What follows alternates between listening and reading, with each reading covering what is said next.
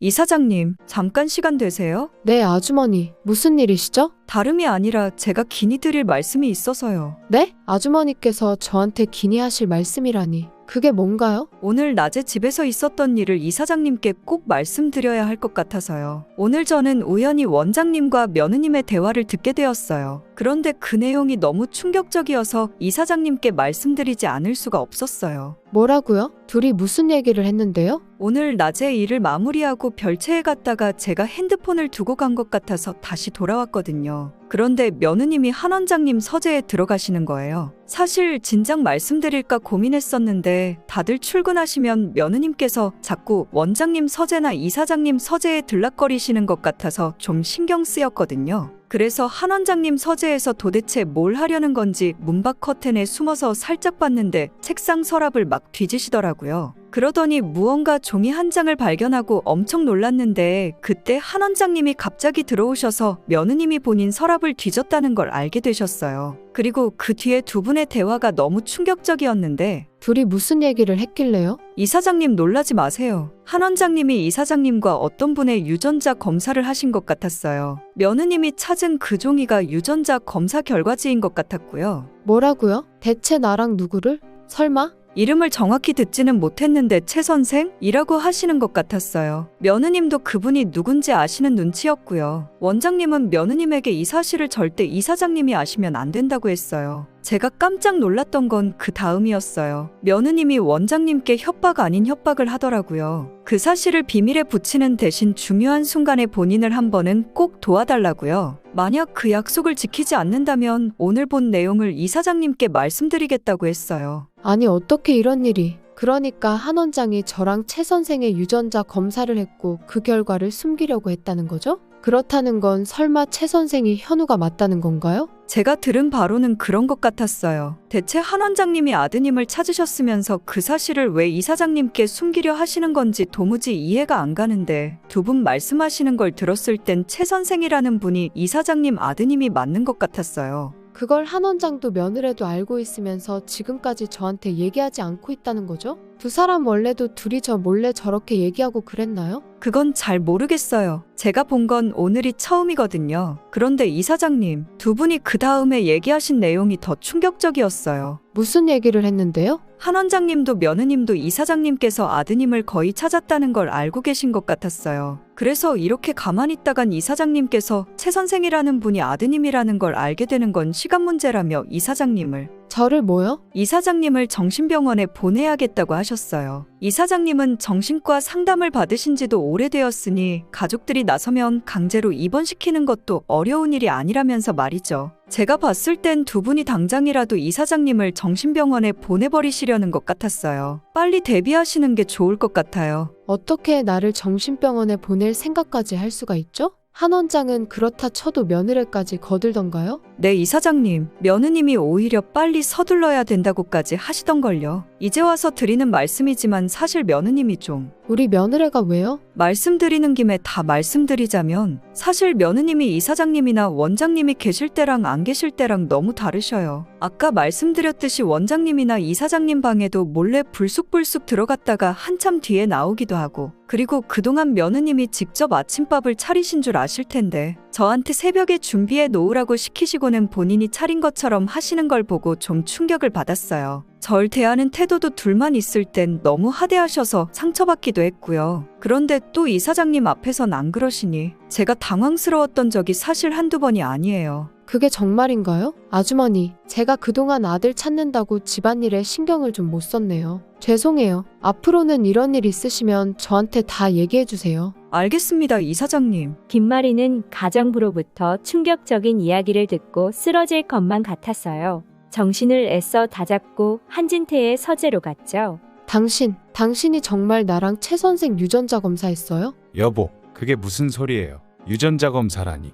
누가 그런 말도 안 되는 소리를 해요. 우리 현우 찾은 거죠? 최 선생이 우리 현우 맞죠? 여보, 당신 상태가 많이 안 좋은 것 같다고 적극적으로 치료받자고 내가 진작 말하지 않았어요? 아직까지 그런 말도 안 되는 망상에 빠져 있으면 어떻게 해요? 김마리는 한진태의 서랍을 뒤지기 시작했어요. 한진태는 김마리를 막아보려 했지만 정신이 반쯤 나간 김마리를 막을 수 없었죠. 드디어 김마리는 채우리와 모자 관계가 성립한다는 유전자 검사 결과지를 발견했어요. 당신 이거 뭐예요? 최 선생이 우리 현우일지도 모른다고 생각하는 나를 정신병 환자 취급하더니 이렇게 몰래 유전자 검사를 한 거예요? 어떻게 알았어요? 며느리가 말했어요? 지금 내가 어떻게 알았는지가 중요해요? 당신 왜 숨겼어요? 최 선생이 우리 현우라는 거 왜 숨겼냐고요? 역시 당신이 우리 현우 버린 거였어요? 그런 거 아니에요. 몇 번을 말해요. 그날 일은 사고였다고. 지금 이렇게 끝까지 나랑 현우를 갈라놓으려 해놓고 그 말을 지금 나보고 믿으라는 거예요? 그래요. 나 최 선생이 현우라는 거 알면서 당신한테 숨겼어요. 날 이렇게 만든 건 장인어른과 당신이라고요. 현우를 잃어버린 건 정말 사고였어요. 그런데 돌아가실 때까지 날 범죄자 취급하던 장인어른을 난 잊을 수가 없어요. 당신도 아닌 척 했지만 날 믿지 못한다는 거 내가 못 느꼈을 것 같아요. 그 일이 있은 뒤로 나를 사람 취급도 안 했던 당신. 그런 모습들을 보면서 난 현우를 잃어버린 게 차라리 잘된 일이라고 생각했어요. 당신과 당신 아버지 둘에게 내가 복수할 길은 절대 현우를 찾지 않는 거라고 생각했어요.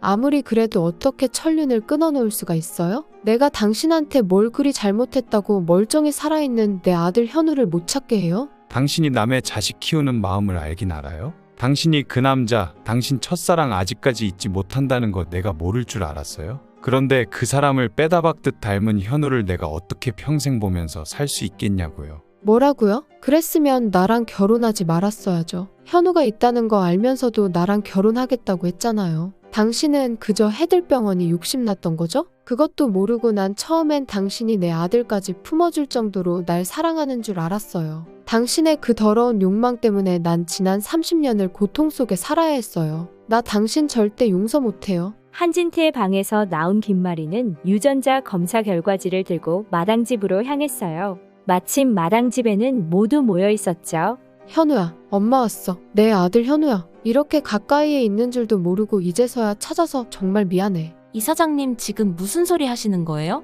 현우라뇨? 이사장님, 제가 말씀드렸잖아요. 우리 친엄마는 따로 계시다고요. 우리가 이사장님 아들일 리 없다고요. 저 역시 딸을 잃어봐서 이사장님 심정 모르는 건 아니지만 이럴수록 정신 똑바로 차리셔야 해요. 최 선생이 우리 현우 맞아요. 이거 보세요. 김마리는 최선영에게 유전자 검사 결과지를 건넸어요. 최선영과 채우리는 유전자 검사 결과지를 보고 벙찔 수밖에 없었죠. 아니 이게 어떻게? 한 원장이 저랑 채우리 선생, 그니까 우리 현우의 유전자 검사를 했어요. 저도 이게 어떻게 된 일인지 모르겠어요. 최 선생이 알고 있는 친엄마라는 분이 정순정 씨 맞으시죠? 정순정 씨가 현우를 데려갔던 것 같아요. 현우야, 아무 기억이 없는 거니? 네, 저는 아무것도 기억나지 않아요. 저를 잃어버리신 게 제가 5살 때라 하셨죠? 5살이면 엄마를 모를 나이가 아닌데 어떻게 저희 엄마? 그니까 정순정 씨를 제 엄마로 알고 살게 된 건지. 내가 꼭 진실을 밝힐 거야. 너랑 내가 왜 지난 30년간 떨어져 살아야만 했는지 꼭 알아낼 거야. 하지만 일단 그것보다 널 찾게 돼서 얼마나 기쁜지 몰라. 현우야, 엄마가 지금까지 못해준 거 다 해줄게. 이렇게 잘 자라줘서 너무 고마워. 사장님, 우리 현우 이렇게 잘 키워주셔서 감사합니다. 아니에요, 이사장님. 진작 유전자 검사를 해봤으면 좋았을 텐데. 제가 말도 안 된다고 선을 그어버리는 바람에 괜히 이사장님 마음고생만 더하게 만들었네요. 죄송해요. 아니에요, 사장님. 이제 와서 그런 게 다 뭐가 중요하겠어요. 제가 현우를 찾았으니 다 된 거죠. 감사합니다. 정말 감사합니다. 그렇게 김마리는 채우리와 눈물의 모자상봉을 하게 되었어요. 김마리는 채우리를 바로 집으로 들어오게 했고 해들 재단을 물려주기 위한 밑작업에 들어갔어요. 그러면서도 김마리는 한현우 실종 사건의 진실을 밝혀내기 위해 움직이기 시작했어요. 분명히 한진태가 현우를 버린 것이라고 생각하고 경찰에 수사를 의뢰했죠. 김마리는 진나영에 대한 신뢰도 모두 무너졌어요. 가정부를 통해 진나영의 실체를 알게 되었으니까요. 결국 김마리는 한진태와는 이혼하고 진나영도 쫓아낼 것 같은데요. 이제부터는 채우리 하나만을 보며 살게 되겠죠. 채우리는 해들 재단도 물려받고 진수지와도 결혼하게 되면서 새로운 인생을 살게 될 것 같은데요. 빨리 그날이 오기를 바라며 저는 수지 맞은 우리 또 다른 이야기로 돌아올게요. 여기까지 시청해주셔서 감사드리며 구독과 좋아요 부탁드려요.